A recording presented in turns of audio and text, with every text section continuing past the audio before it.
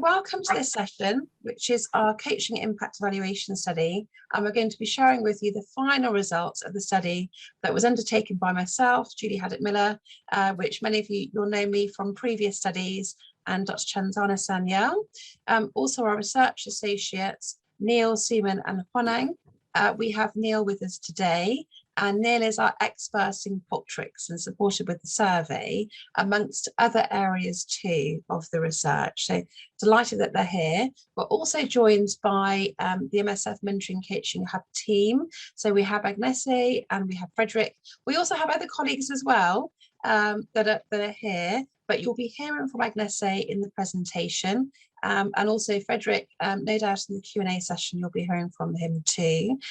He's supporting in the Mentoring Coaching Hub for the moment.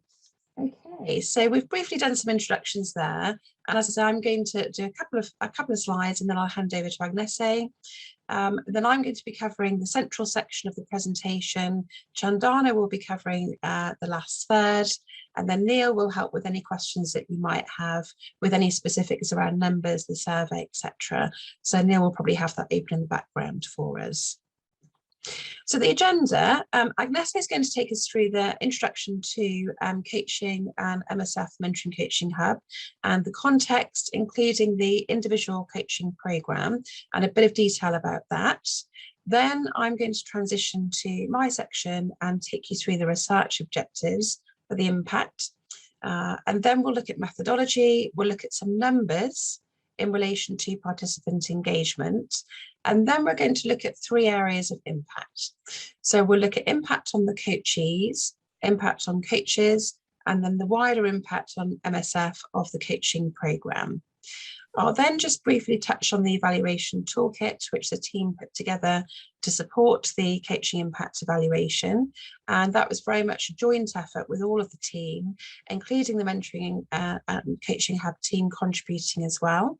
And we'll also look at recommendations that have come from the research. So a fair amount of slides to cover, but we aim to be completed with the content within 40 minutes to allow at least 20 minutes for questions as we transition towards the end. Okay, so I'm going to hand over to Agnese, who's going to take us through an introduction and outline. Agnese, thank you. Hello, everyone. So yes, as you can see, this project actually started a while ago, and there's been like 3 coaching program managers that have changed through that period, and quite a lot of people that took part in this. And yes, so it's been quite an effort. But yes, in the Mentoring and Coaching Hub, we've always kind of promised to be accountable and to do all we could to actually learn from what we were doing, and not just in terms of evaluating our services, but also looking at the impact. So this is where we are. We're going to look at the results and the previous studies we have done, our mentoring evaluation of impact and team coaching impact evaluation study. That sort of covers with this last research piece, basically all the offer we provide in broad terms, at least all the programs. So then this is sort of concluding a phase when it comes to evaluations and evaluation of impact studies. So the main objective of the program is supporting individuals to achieve their professional and personal objectives. This is, of course, like a very in broad terms. We do serve the global workforce with different, of course, distinctions between different operational centers, who are those that then actually promote the offer according to their strategy for their own workforce. And yes, we have a total of actually now 56. We had a last addition. Coaches, they're international, I would say, not even intersectional, and they come from various profiles, contract type. They're all internal, so they're all MSFers, even though some might not have currently a contract with MSF.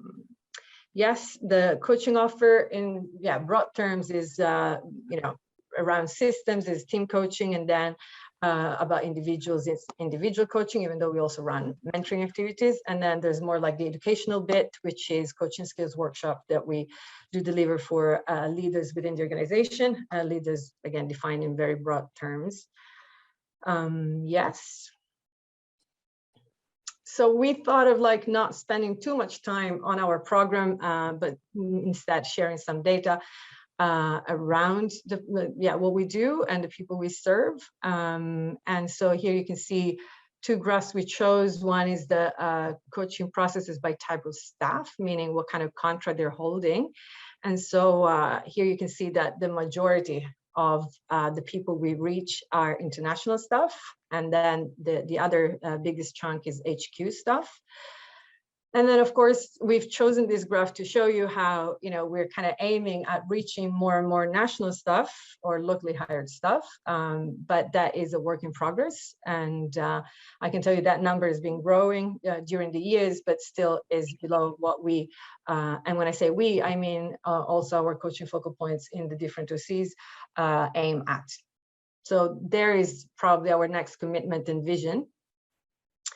We're also started a new program for board members. And so as you can see, we started just this year, so that number is still small, but we really do hope to provide more support to our highest governing body, which historically hasn't really received a lot of support. So we're very happy we can be of support there. Coaching processes by profile, as you can see, a lot of medicals, operations, human resources, and logistics, which is really our core sort of business. Yes, this is just for you to have a look. And of course, I'm going to go very fast over all of this, but we want to hear from you then in the Q&A or in the chat box. Yes. And yes, sorry, I forgot to say it's 373 today. Requests received and processed. So people that have received our support or are actively now receiving our support from 2017 to today. So again, this is a graph we chose, as you can see very much in the language and in the graph itself, to indicate what is it that we want to prioritize in the future, which is the representation, both in the coach population and the coachee population. We're going to have a new cohort coming up in 2022, and there we're going to really focus on changing the representation in the coaching population, having basically almost entirely only people from the Global South to kind of rebalance that little cake that you see there. Also because the representation already now of the coachee is way more from the Global South, so we're definitely, sort of not providing necessarily all the options to our population as they need. And also because the idea is that the more coaches from diverse backgrounds and just bringing in general diversity, the more we're going to be able to look at our practice with different lenses and from different perspectives and challenge our own practice and try to make it more diverse. And there is, in fact, really an intention a bit more radical than that, which is to take a stand and support a decolonizing agenda. So to look at our practice also from that lens.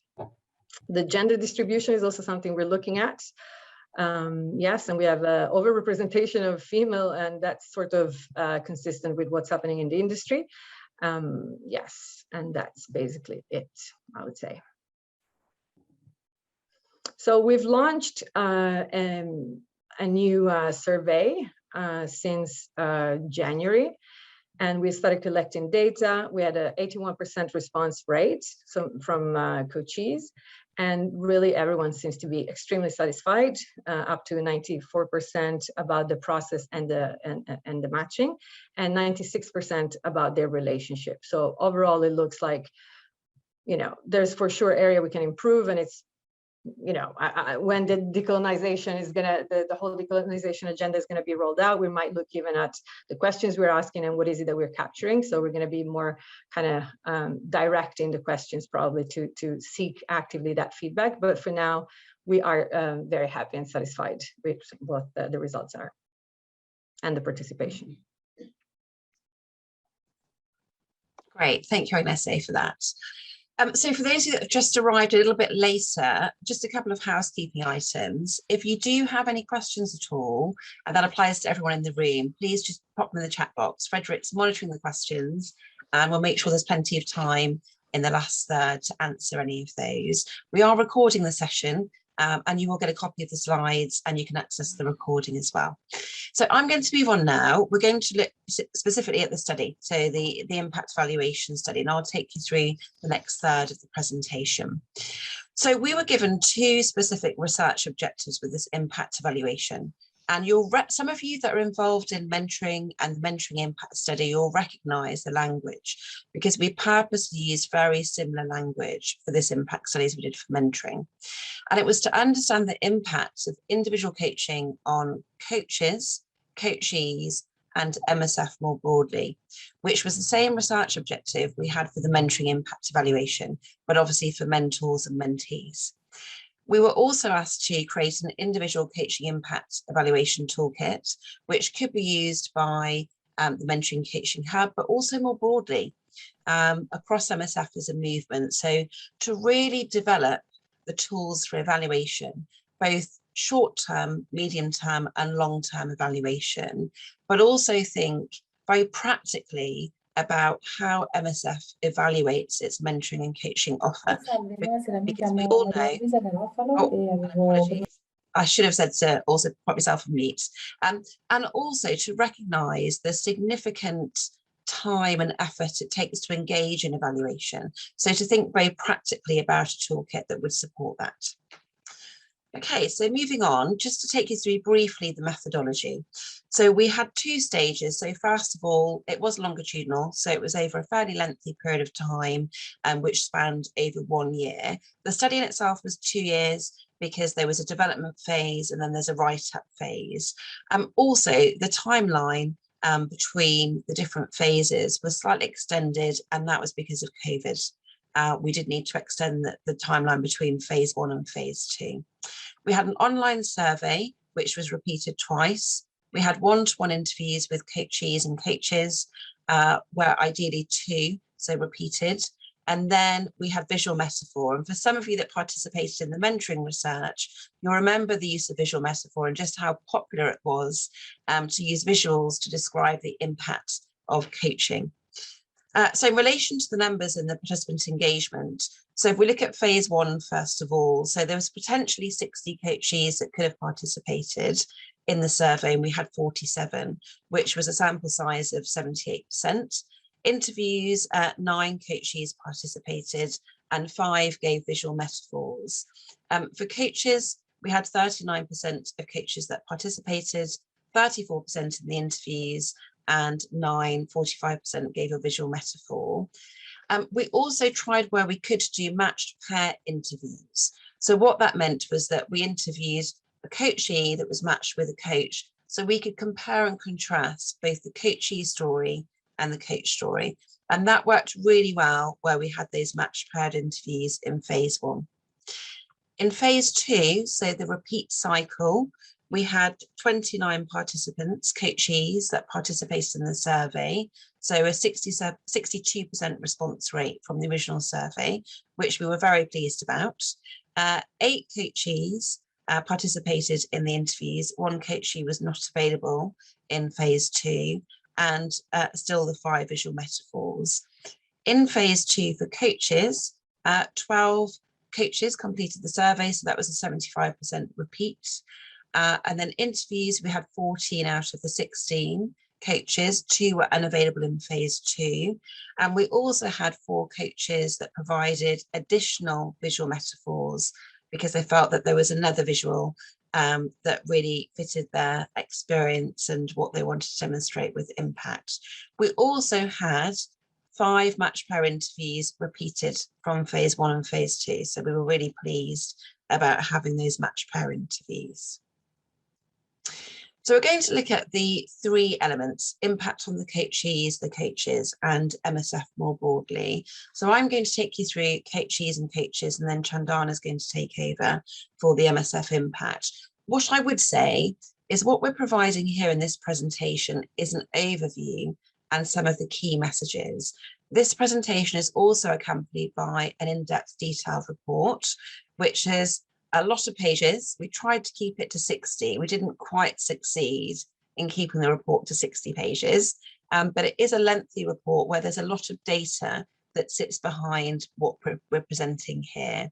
So do just bear that in mind, that we've got some highlights here, some key messages, but there's a significant amount of data, as you would imagine, with a study of this length and size that sits behind this.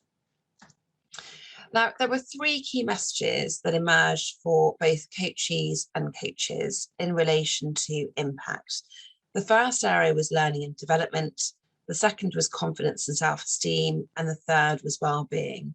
And you might recognise these overarching themes because there is a similar alignment with the mentoring impact case study. So in relation to learning and development, understanding strengths and development areas was a key impact. Competency development, particularly in regards to leadership development, people management and development, and team working skills. Personal confidence and self-esteem, that typically always arises from mentoring and coaching impact evaluations. That's not just within MSF as a movement, but that's with other organisations as well. When I've conducted impact evaluations outside of MSF, this typically always comes up as a top 3 for both coachees and coaches, but also mentees and mentors in those impact evaluations. But also another key theme to emerge from this study is the impact around self-care, helping people to manage boundaries and resilience. And I think that one of the important aspects is to contextualize this research, and that it was conducted in a time of a peak period of COVID, where self-care and resilience was particularly heightened during that time. And it is probably still heightened at the moment, is a key message, I would say. Now, we've picked some key slides to show you and some key figures from the detailed report. And the first area is the effectiveness of the coaching programme meeting expectations. And we can see here that actually it's very high. What we've got here, in the pale blue, we've got phase 1 or round 1 of coachees. And then in the pale orange, we've got the impact phase 2 of coachees. So we can see there that nearly 70%, so 69% of coachees felt that the programme met their expectations, either fully met or exceeded. The don't know missing, the 7%. Some of the don't knows, we had an other box where they could type a response. So they could write a comment, which was perhaps partially, which might have fallen into the met some, but not all expectations. But if we were to add those percentages together, then we can see it's a significant percentage of over 90% if we were to add those together. Only a small percentage described that it only met few expectations, only very few. So we can see 7% there with phase 2. Now, the most beneficial aspects of the programme for coachees. So in the survey, we actually provided a selection of 11 potential areas of benefit. There was also another box which was other. So the coachees could write typed responses of other benefits that they receive from the programme. So what we're providing here is the top 5 of those 11 categories.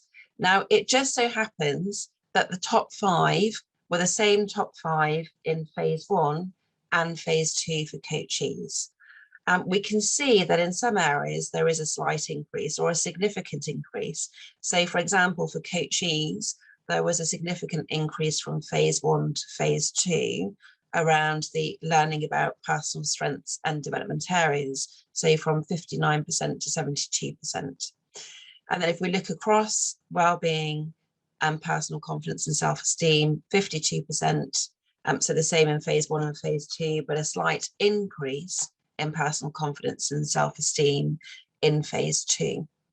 So they're the top 5. Now, there were others, but what we've taken is just the top 5 percentages, which, as I say, were the same for phase 1 and phase 2 in terms of that top 5 composition from those choice of 11. And then we wanted to ask a similar question that we asked in the mentoring survey, which was the extent to which coaching has helped in comparison to other forms of support. And again, we gave a series of choices here. So as we can see here across the bottom and the horizontal axes, We gave them options such as coaching has helped me about the same amount, so an equivalent amount to other forms of support, which could be any other form of support at all. So we didn't prescribe other forms of support. And then the second, as we move along, so coaching has helped me more than other forms of support, or coaching has helped me much more than other forms of support. So we would typically look at the right-hand side at those two options on the right-hand side, where we can see here with phase 1 and phase 2, it is significantly high at 62%, has helped me more or much more. And then phase 1, we've got 67%. So we can see that the impact of coaching on coachees in relation to other forms of support.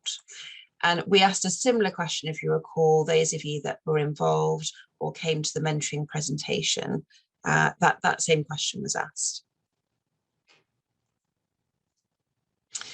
And then we wanted to look at the effectiveness of the programme in meeting expectations with coaches. So moving on to coaches now. So again, we gave a variety of options here in relation to met only few, met some, fully met expectations or exceeded. So we can see here the composition of round 1 and round 2. And if we were to look at fully met or exceeded, so we can see with round 2 for coaches, we're at 67%. And then at round 1, we're at 69%. So not a significant movement from phase 1 to phase 2 in relation to those percentages. Chandana will shed more of a light on some of the coach and coachee feedback in relation to the coaching programme more broadly and the context for MSF. So we'll give you more context in relation to some of this when we move on to the next third of the presentation with Chandana. Then we also ask coaches about the most beneficial aspects of the coaching programme. Now, what's interesting here is if we look at, again, the top 5 of those 11 options, the top 5 are again around learning, strengths and opportunities, well-being, resilience, so the ability to adapt and bounce back, cope with challenges, confidence and self-esteem, and those personal communication skills. And we can see the numbers here are very high. So we did give both coachees and coaches the option to select as many as they wish to within this particular question. And we can see here just how high the percentages are, 88 and 82%, really across the board at those 75% for well-being, and then lower there as we get towards the 5th with personal communication skills. But very high numbers there in terms of what is the most beneficial aspects of the coaching programme. Now, I mentioned in the methodology that we had 3 forms of data collection. So the first being the survey, the second being interviews, and the third being the visual metaphor. So the visuals that coachees and coaches would like to provide. Now, there isn't room in this presentation to show you all of the visual metaphors. As you know, we had several in double digits, but we've just picked 1 or 2 that we felt really captured the essence of the impact of coaching. And here we can see a coach visual, and we can see this metamorphosis and this change that is illustrated. And we've picked here, it's quite a lengthy quote, but we've picked it because we feel it's particularly relevant to the overall impact and those themes that we've mentioned. And it really captures this idea of balance. So the quote talks about the better balance in personal life and personal values, also talks about communication with colleagues, awareness of team dynamics, the workplace, but also has that language of transformation. And we know that both coaching and mentoring, they can be transformational, both personally and professionally, and they can have that kind of impact and that transition that takes place, as well as transformation with both mentoring and coaching. And often what both coaches and coachees, mentees and mentors will describe is that when they get to the end of the relationship, they're often in a very different place. Whether that's in relation to their personal professional identity, whether that's in regards to their insight, their personal professional insight, whether that is literally in regards to the country they're in, the region, the mission, the position that they're in. So that completely different place has many different meanings. So that country, that region, that mission, the type of mission, the position, the identity, the insight, It means so many different things, but often people will describe being in a different place as a result and a consequence of the coaching that they've received. So we thought that was a really fantastic quote, but there are many quotes and visuals in the report, and we'd really encourage you to read it. It's just a shame that we didn't have time in this presentation to share more. So overall satisfaction with the programme, a key question that we would typically always ask in any programme of this kind, and we can see that the figures are very high there.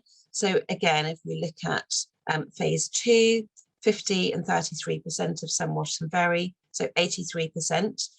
Chandana again will shed some light, provide some insight on that very dissatisfied percentage there with the 17%. So we'll have a bit more on that in a moment. And then we asked coaches in phase 2, what were their future coaching plans? The great news is that all of the coaches that responded intended to continue coaching, which was fantastic. So 42% of coaches intended to continue as an MSF coach. 25% said they'd continue to coach both within MSF and externally. 8% of coaches that were individual one-to-one coaches would like to become a team coach. 8% of coaches would like to become a mentor and a team coach. And 17% of coaches would like to continue in their role as a coach and a mentor. So we've got some coaches that are also mentoring. So really fantastic news around the mix there between team coaching, mentoring, but the main thing is continuing to coach both within MSF and externally. So some great messages there in terms of the impact on the programme. Right, I'm going to hand over to Chandana now, and she's going to talk more broadly about MSF and the impact, and then address those couple of areas that I mentioned. Chandana, over to you. Thank you. So as Julie mentioned, we've just picked a few quotations, and even the quotations have been shortened. So when you look at the main report, you will see that there is a lot of quotations as data that we've provided, because we've managed to capture quite a lot through the interviews in terms of how people felt and getting more insight into the impact, both for coaches, and now moving more specifically to MSF as an organization. So as you've seen from the data so far that Julie's presented, there's definitely added value to the organization, to MSF for the coaching. And as the quotations show, that it is added value for the organization, whether it is about better support that people have through the coaching, management of their work situations, space for listening, reflection, and building resilience and self-care. So overall, some of the examples in terms of added value for people were very much about dealing with the challenges of their daily work, understanding the complexities of the mission issues, improving their communication, whether it be with their work team or even with the management, considering things like work-life balance.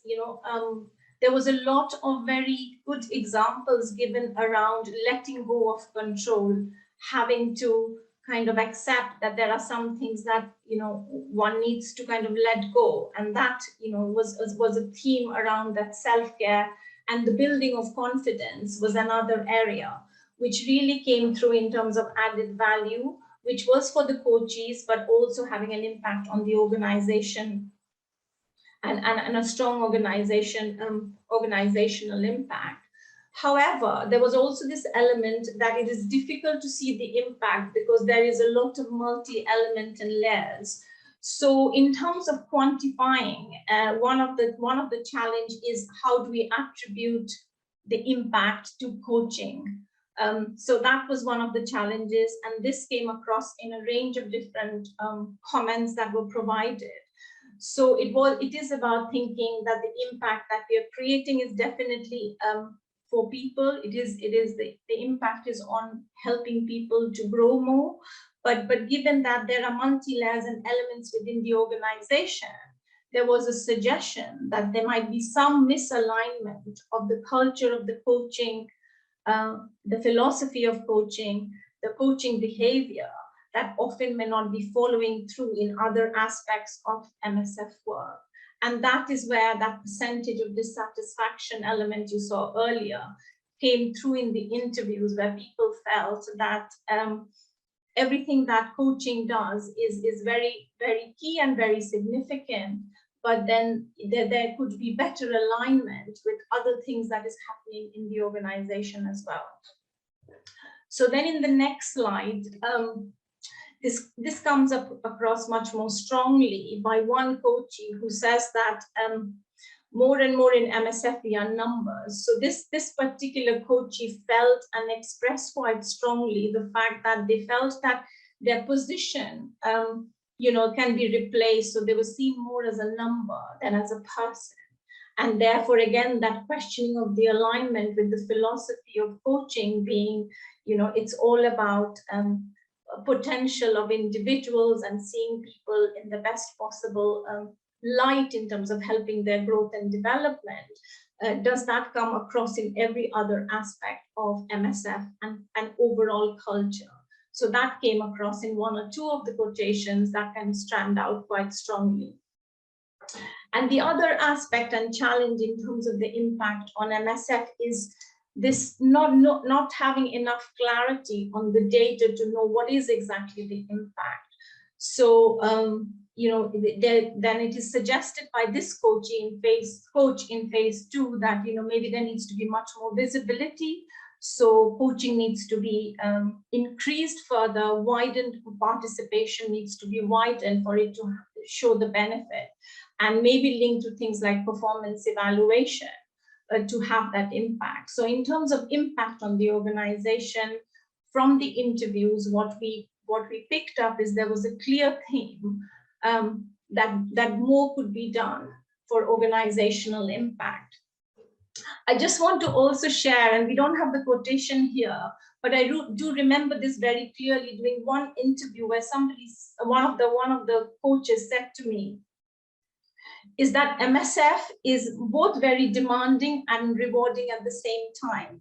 And there is always a high risk of burnout and stress, and there is a culture of overwork, and people are always working because there is this constant emergency mode in the work you do. However, the coaching in that way has really helped because it has helped people to kind of take a step back, maybe even identify themselves, create some kind of an identity development through the coaching, and also maybe just manage that over expectation, that guilt around, how much you need to give to an organization such as MSF. So in terms of the impact on the organization, there are these two things. One is obviously clearly the impact is really strong in terms of individual personal development growth, as well as work-life balance, helping people to think about self-care, taking a step back, being able to create boundaries. However, there is this other aspect that, maybe that there needs to be something around building the culture of coaching across the organization much more strongly to increase the impact of coaching on the organization as a whole. So then the other point here, this is the one which we picked up very much in terms of the accreditation and in terms of professionalizing coaching within MSF.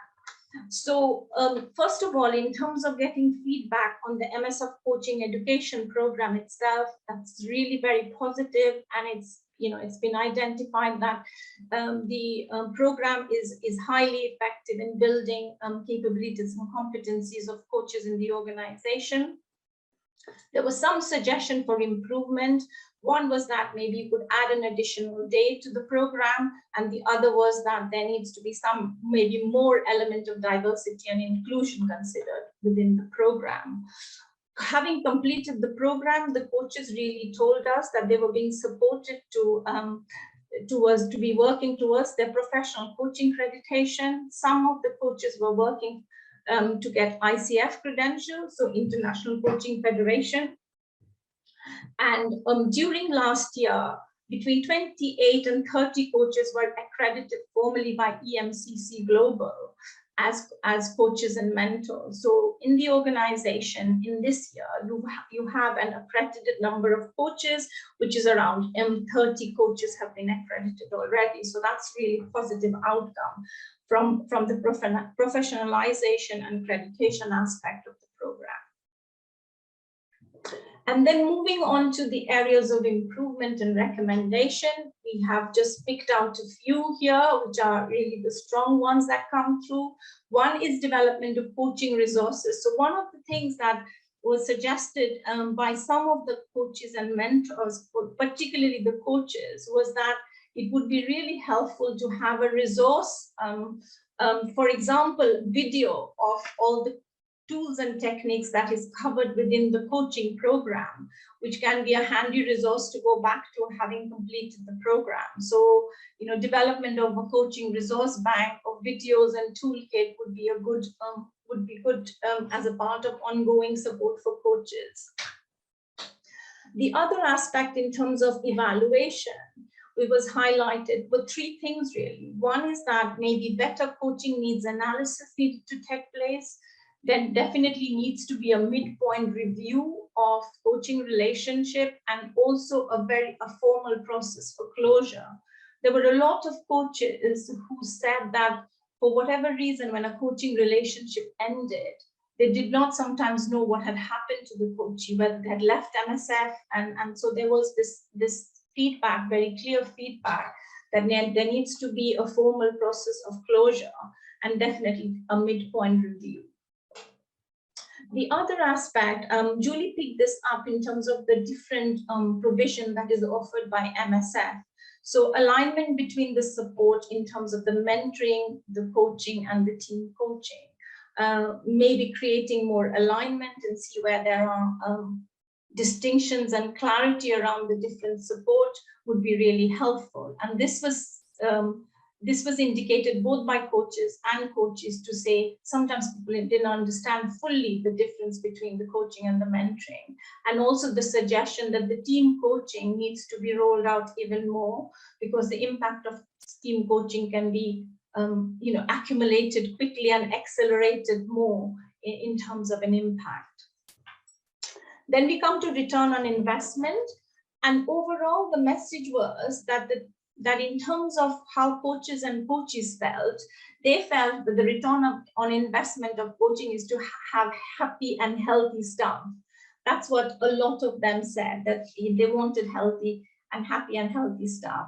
However, it seemed to be the return on investment. People were able to express this more at an individual level rather at an organizational level.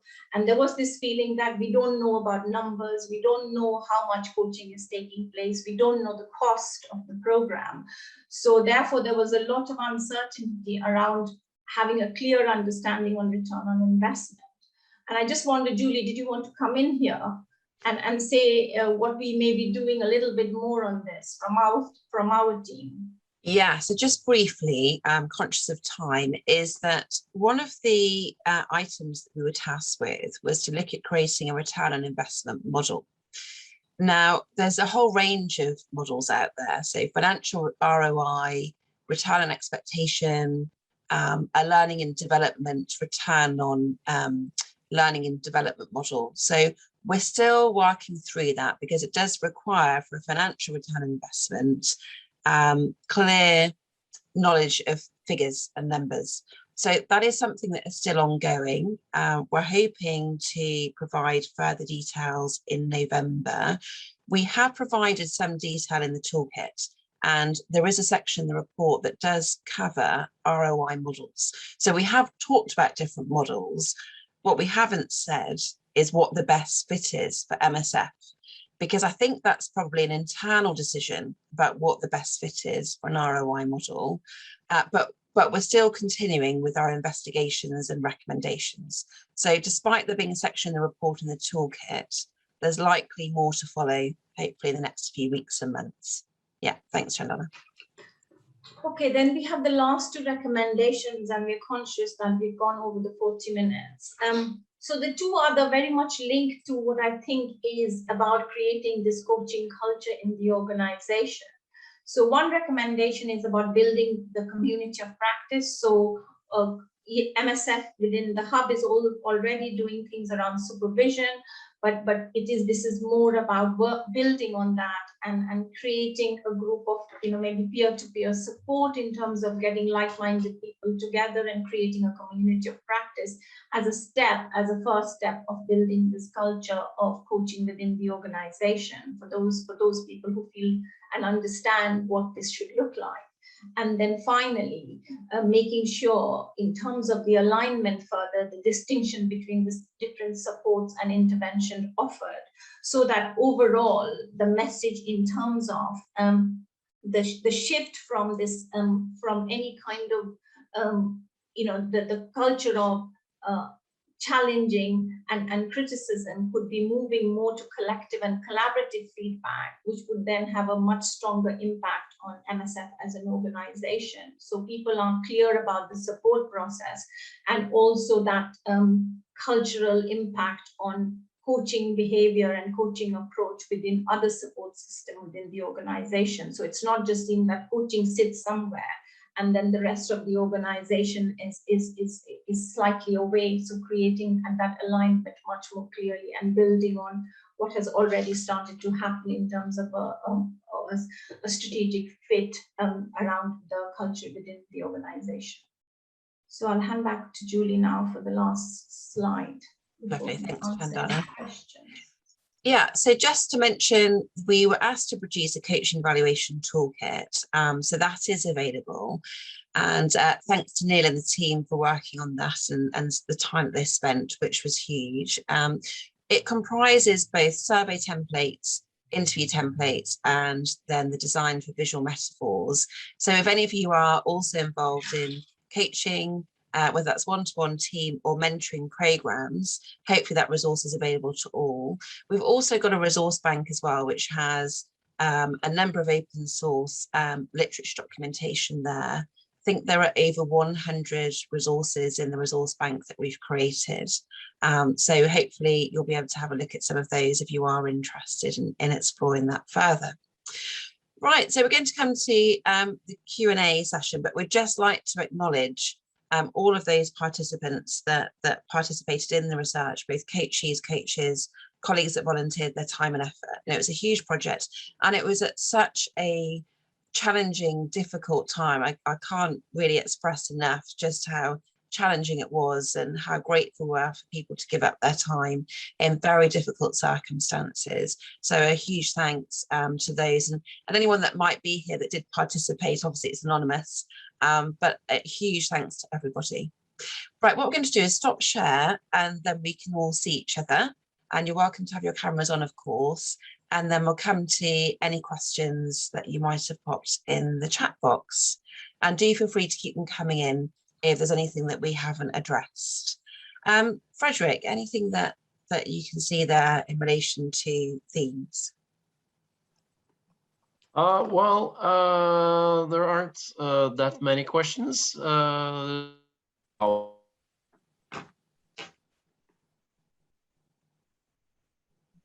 Oh, Frederick, I think I've lost you. I'm not sure whether it's just me. Chandana, can you hear Frederick? Yeah, I can pick up. There's one question which is about the alignment between mentoring, coaching and team coaching. What does that mean? If there's more in the report? So I can answer and Julie come in after that. I think one of the things what we picked up is there were several coaches who we interviewed were already also team coaches. And so we were getting, and maybe some of them had mentoring experience, and there were coaches who had been mentees as well. So what we were picking up were two things. One is that team coaching is been introduced within MSF and it was seen to be really having a good impact. And therefore there was this comparison between coaching and team coaching. And like I said earlier, that maybe more team coaching could have an impact in terms of groups of people, teams in the organization, and therefore accelerate that impact. So that was one point. And the other thing is that mentoring and coaching, sometimes maybe there could be more clarity in the difference between the team coaching, between the mentoring and the coaching. Who is it offered to? What is the purpose of each of them? And what is the distinctions and similarity between them? So those are the things that we were picking up from the conversation with the coaches and particularly the coaches in terms of team coaching and individual coaching. Yeah, and I think that's spot on, Chandana. I think that there's something there around what is the purpose of one-to-one mentoring? What is the purpose of one-to-one coaching? What is the purpose of team coaching? And is there a difference or similarity, particularly obviously with the one-to-one mentoring and one-to-one coaching? Can someone receive one or the other? Can they receive both? And what purposes do they serve? So there was those kinds of questions that were coming up in the interviews with the coachees in particular, to some extent with the coaches, but more the coachees.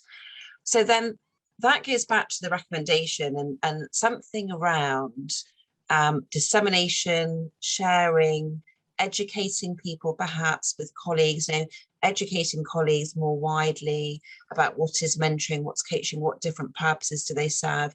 And I know, you've got a great website, you've got the platform, you've got videos on your website, because actually Chandana and I, we share some of your videos on our coaching program at Middlesex University. So some of those videos, the links that you've got where this is mentoring and this is coaching, we share those actually as part of our coaching program to give an organizational example of how they're distinguished. But somehow the messages aren't getting out there fully to the whole population. So there's something around how you distribute more, because I think that there are certainly, I've been engaged with MSF for several years now, as you know, with the mentoring research, the team coaching research, the coaching research, and I can see an alignment, but I'm so familiar with it all because I've worked with you for 5 years now, and I'm so embedded in those areas. So I wonder if there's something around further distribution to be done. And it might be that, I don't know whether Agnesi wants to come in there as well with regards to that, because I know you've done a huge amount of work over a number of years. Yeah, thanks, Julie. Yeah, I think that's touching a bit on a structural issue that maybe also Stephanie wants to say something about. I see you as the only coaching focal point here, but there's definitely more collaboration and more alignment to be done because in fact we do not communicate about our offer as the individual coaching program within the hub. We do that in collaboration with our coaching focal points, and I think that is something that we can definitely, there's intention from both sides, and definitely an area that we know already is on our agenda to improve on how to communicate more efficiently internationally and in OC specific communication. So that's definitely on our agenda. There's also, if I can just hop on to the other question that Patrice is asking. Yeah. Which I think is really relevant with the work we've done lately with our vision. And I think that's exactly where we want to go. And in fact, I would say diversity and inclusion would be an essential, but only a first step. Meaning, of course, we want to look at representation and we want to look at ways in which we can be more inclusive. And in fact, Julie, it's very interesting you mentioned the videos, because in the videos, it's basically only white people. And so, there's a lot of work to be done in kind of really having a hard look at how is it that we communicate and how is it that we present the offer and how is the offer perceived as relevant from everyone. Right. So definitely work that is going to be done around representation and diversity and inclusion when we look at, for example, who we're going to be educating next and who we're going to be reaching out to, the population we want to serve, more specifically, more intentionally. But there's also a lot of other things we want to do. And as I mentioned before, there's all the decoloniality agenda that we want to really back up. And two things we want to do in particular is one is look at the program as well. So the dynamics within the program, the practice. So how we can we change the practice and maybe have it less kind of regimented and more open to be influenced by other approaches and other traditions of, things that could be assimilated into the coaching or mentoring culture that exists in other contexts that are not coming from the global north. And then I guess maybe the biggest piece of all this is in fact how we want to position mentoring and coaching within MSF, which is not, we kind of came in thinking this is going to be revolutionary because we're really going to give importance to the individuals, to the people, and to the systems in a way that we felt was really needed and asked for. But now we feel that that's kind of all well and achieved, but we need to step it up a bit. And so we want to really take a stand and look at how to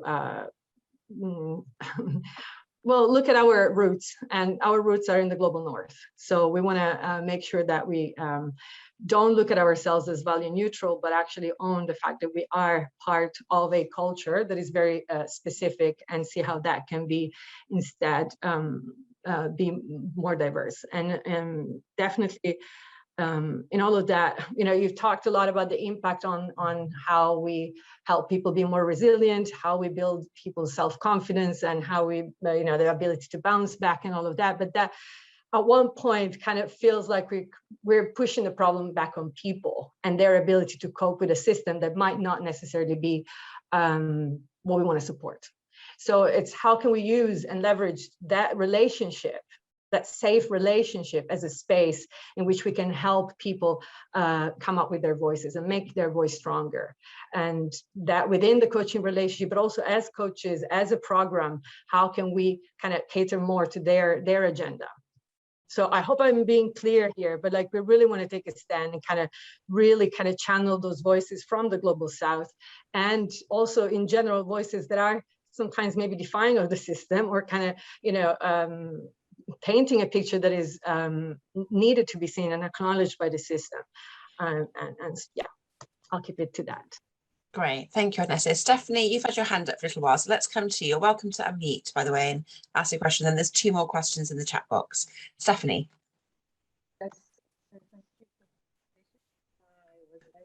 Oh, your volume is very quiet. I don't know whether that's just me.